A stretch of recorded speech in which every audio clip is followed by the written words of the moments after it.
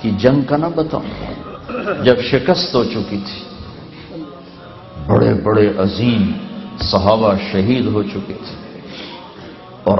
آپ کو شہید کرنے کے لیے قریش کا پورا پریشر تھا، اور چند لوگوں نے آپ کو گھیرے میں لیا ہوا تھا، ابو بکر، عمر، علی، زبیر، طلحہ، سعد بن ابی وقاص، عباد بن بشر،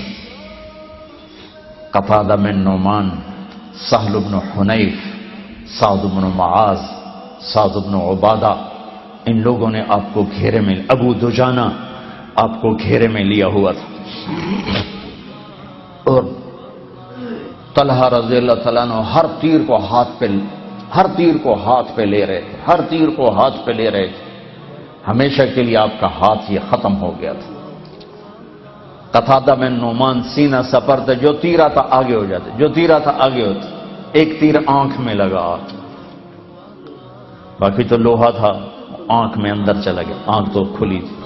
تو نہیں اللہ کے نبی کو دیکھا مڑ کے تو آپ پھوٹ پھوٹ کے رونے لگے، تو آپ نے ایسے تیر نکالا ان کی آنکھوں سے،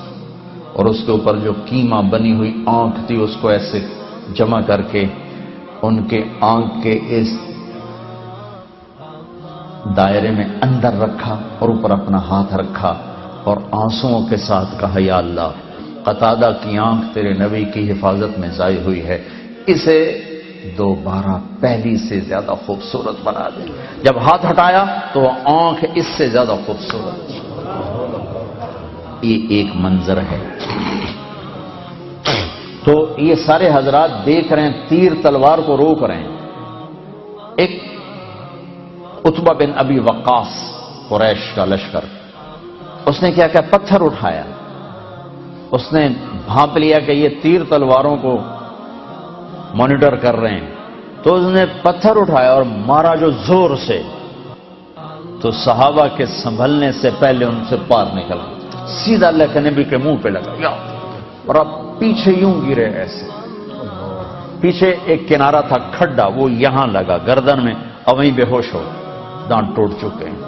چہرہ خون و خون ہے، غشی ہے، زمین سے لے کر آسمان تک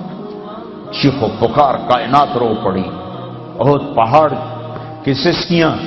دھرتی کی آہیں، یہ سارے رونے لگے کہ اللہ کے نبی شہید ہو گئے۔ تھوڑی دیر بعد آپ کو ہوش آیا، تو ان 12-14 نے کہا یا رسول اللہ اب تو ان کے لیے بد دعا فرما۔ اے واہ یا رسول اللہ، صاحب نے ہاتھ اٹھائے، وہ یوں سمجھے کہ اب نیست و نابود، ختم ہو گئے قریش، تو میرے نبی نے کہا اللہم اغفر لقومی فإنہم لا یعلمون، یا اللہ میری قوم کو معاف کر دے، انہیں میرا پتہ کوئی نہیں، انہیں میرا پتہ ہوتا تو یہ نہ کرتے۔ دین کی بات پھیلانا صدقہ جاریہ ہے، ثواب کی نیت سے ویڈیو کو شیئر ضرور کیجیے۔ جزاک اللہ۔